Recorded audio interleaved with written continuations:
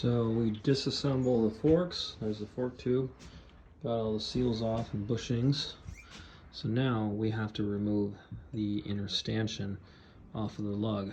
And on these KYBs, it's very difficult. So what I do, I was taught to drill the set screw out, but I hate doing that.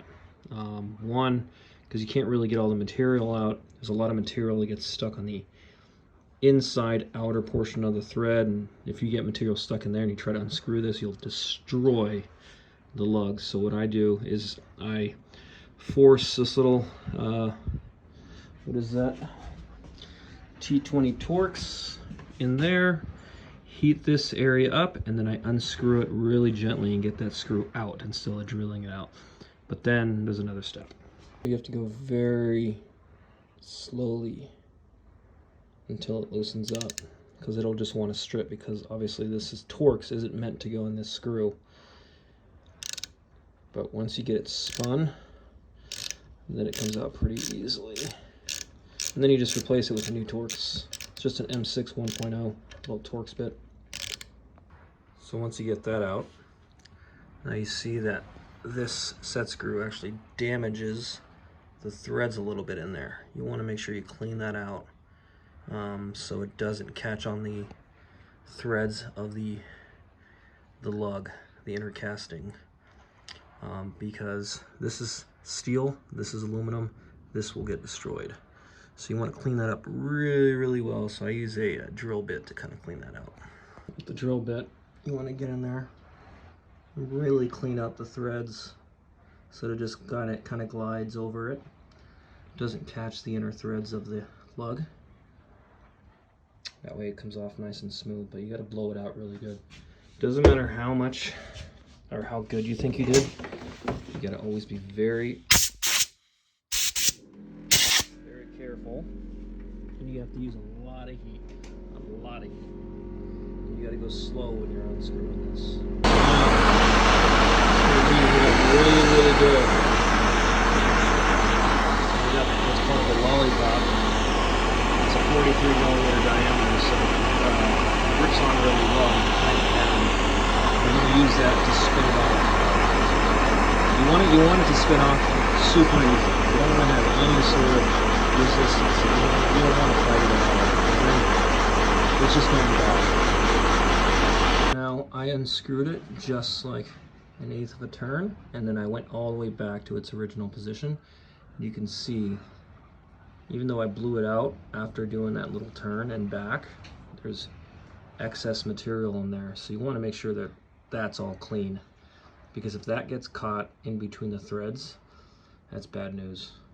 It's steaming a little bit, and there it is. So what I do is I go back and forth like this, and then I blow it out. But as I'm going back and forth, I like to put a little bit of heat on there. You want this to literally turn with your fingers like that. You don't ever want to force it. And then just go a little bit at a time. And if you feel anything, then go back and blow out that material. Because chances are, like, I'm not perfect. I can't get that perfectly clean.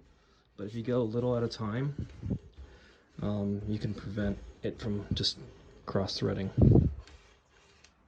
So you can see this is spinning off extremely easy. Done. You can see kind of the shiny spots. That's kind of where material got stuck in between the threads, but that's okay. The threads are in really good shape still, and threads are in really good shape here too. Yeah, that was a nice one. Now I take the pull rod and then I punch the inner cartridge out, because that cartridge is held in. I got a base that's pressed in between the inner stanchion and the lug. So the only way to get that out is to unscrew it. So now you just pull it out just like that. Now I take a thread file. You gotta do the 1.0. You want to clean the threads all the way around to get it all nice and clean. At this point, you can see there's a base to the cartridge. We put an O-ring right there, and it's provided in the bag. Now we put this in the tube, but first what I like to do, I clean the threads. Everything's nice and clean. I want to make sure it slides on super easy just on its own, and it's bone dry, no grease or nothing. Boom. I don't want it to come off super easy, which it is. Perfect. Now we take the cartridge, and we're going to pull the inside out in a minute, but I just wanted to keep it on there.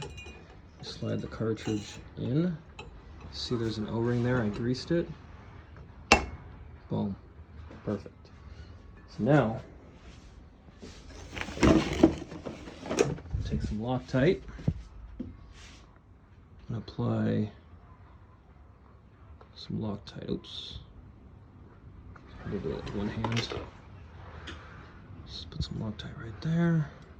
Perfect. Take the lug, and I always like to go reverse until I catch a thread, and then screw this back in and tighten it, and put a set screw back in. So now I tighten it by hand. Now I gotta take the axle and I torque it. So actually, I used the lollipop. I lied. Use the lollipop to torque it down, just nice and snug, and you want it on the soft jaws. But yeah, she's ready to go back together and to bleed. So now set screws in. I'm gonna polish the stanchion, put the seals on. You already know how to do the seals. And then we are going to actually pull the valving out. I'm gonna pull a 10mm spacer out because we're gonna extend the stroke by 10mm. And then we're gonna bleed it, and then we're gonna make a new preload spacer that's 10mm longer, and then we should be done. All right, so now what we want to do, so I've got a preferred valve stack that I know works really well on these. So this is the rebound stack. I've got a new rebound stack. This is kind of like a mid-valve side for it. Both compression and rebound both have this. They don't have check plates on these because the system is now pressurized. They can run a little bit of a beefier stack on the other side of the valving for more support and more damping without it cavitating, because it's pressurized, if that makes sense. If it wasn't pressurized, this would probably be too much and the oil would cavitate. So now what we're going to do, we're going to take this 10mm spacer out and then put these back in. So we're just going to take one 10mm out, put everything back together, bleed it, and then I'm going to extend this 10mm, because what happens is once we pull this 10mm spacer out, it's going to extend the travel 10mm. So that means your preload is now going to change. So you have to extend that the same amount you pulled out. So you got to be very careful. You want to make sure you put the correct piston face facing the mid valve. So you got two sides here. One side is for the mid valve, one side is for the rebound. This side with the small ports, ooh, almost dropped it. With the small ports is your rebound side. This side with the bigger ports is your mid valve side. So since this is your mid valve, because this is the rebound side, it's going to go this way. If it was the compression side, everything would just be upside down. But since we're doing the rebound, it goes like that. And then we take this valve stack and put it on there. So there is the new valve stack. It's extended 10mm. Now we're ready to bleed it. All right, so how this works, let me grab my tool. So this cartridge body has a twin tube design. Not all pressurized systems have twin tubes, but this one does. The bottom of the inner tube has the holes, so that oil can go this way. It goes down the cylinder, out the holes, back up, and what happens here is you've got these little bleed holes here. There's a piston in here, and inside there, I don't know if you can see it, but there's a spring, and that spring is what puts pressure on the oil. But how do you get the pressure? So what you do is you attach the cartridge tool to the cartridge seal head. You use this tool here and screw it on. And you've got this little adjuster here. What you're trying to do is compress this top out spring until it's completely closed. These two end caps are touching each other. Then once that's set up inside the fork, then you bleed it like this. You don't have to do much, just a few strokes, and then you screw it in. And as you screw it in, the excess oil would bleed out. But now, once that's all the way screwed in, you can release this guy, pull this outer cartridge tool out, and then you can push on the rod and you'll notice that it'll come right back. So since we started with this compressed, now that it's not compressed, this rod is displacing the oil that's in the cartridge. And since it's displacing the oil in the cartridge, it's pushing that fluid up and into this seal head and pushing on that piston, which pushes on that spring, which gives you that pressure. And it's wanting to fight that back. It's trying to push it back. So that's why this rod, you can compress it, and as you compress it, that piston moves and puts pressure on the spring. And then the farther you go in the stroke, the more resistance you have. And then yeah, and that's how you get your pressure. So sometimes the base unscrews and you're fighting it back and forth trying to get the base to stay in but still be able to pull that out. So there is a 14 millimeter. You have to use one of these long 14 millimeter Allens, but there's a 14 millimeter and you screw it in right here and you just snug it in from the inside. That way that stays in, because it kept pulling the whole cartridge out, which is not what I wanted. So screw that in like so.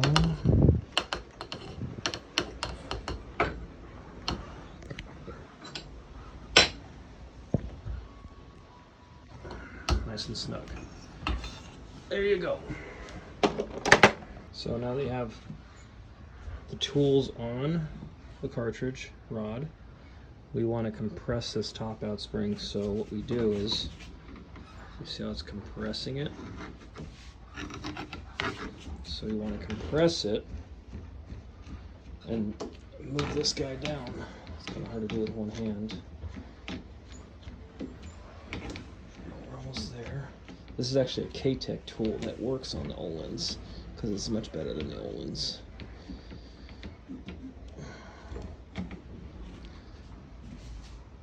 Just like that. You want those two end caps to be touching each other.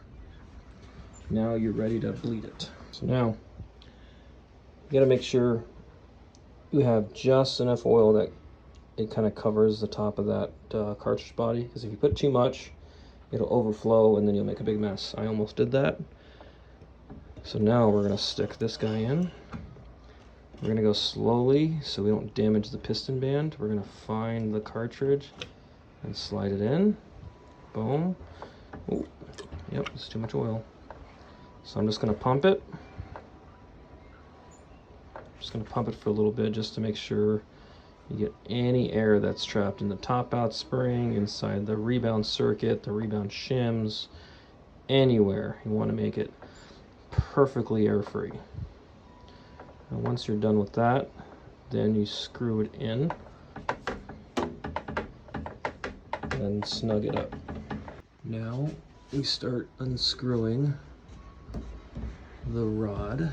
It's a little hard with one hand, but you unscrew it until you release all the tension on the top out spring, and then you can unscrew this, pull that out, and then it should be pressurized. All right, now moment of truth. Oh yeah, I like that. I like it. And then you set the oil level. In my case, I like the oil level a little lower, like 230.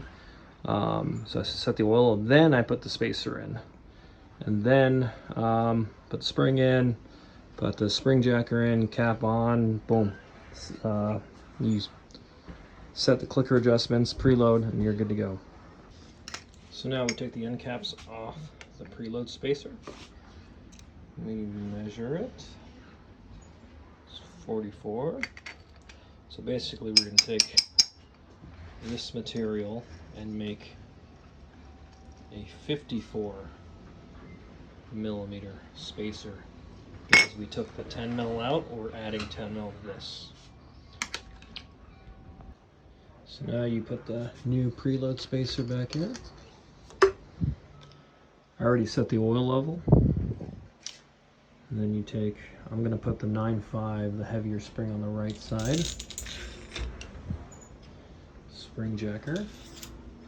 And then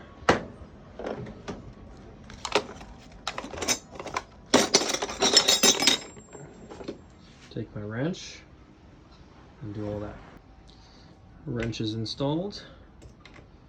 Take the rebound cap, install it, snug it up, then slide the tube up and screw it on. Now you set the rebound. 1, 2, 3, 4, 5. I like to start at 5. Now with my valving, we're going to close it all the way. It's closed. You'll notice that you can go further. Just go until you feel tension. Then I'm going to go out 11, 2, 3, 4, 6, 7, 8, 9, 10, 11.